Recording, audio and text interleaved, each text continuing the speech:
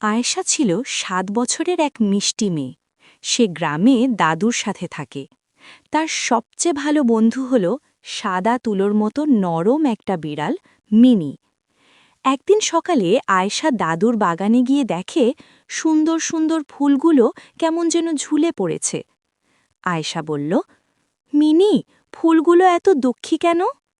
Mini ম্যাও করে বলল, ওরা পানি পায়নি। আয়েশা অবাক, সে তো কাল খেলতে খেলতে পানি দিতে ভুলে গেছে। সে দৌড়ে কলসি নিয়ে এলো। মিনি তার পায়ের কাছে ঘুরঘুর করছে। আয়েশা ধীরে ধীরে প্রতিটি গাছে পানি দিল। পানি পেয়ে ফুলগুলো যেন হাসতে শুরু করল। রোদে চকচক করে উঠল লাল জবা, হলুদ গাঁদা আর গোলাপে গোলাপ। দাদু বারান্দা থেকে দেখে বললেন, বাহ আয়েশা, তুমি তো আমার ছোট্ট বাগান রানী। আয়েশা হাসল। মিনি তার কোলের উপর লাফ দিয়ে উঠল। সেদিন থেকে আয়েশা আর কক্ষনো গাছে পানি দিতে ভোলে না। নৈতিক শিক্ষা: দায়িত্ব নিয়ে কাজ করলে সবাই খুশি হয়।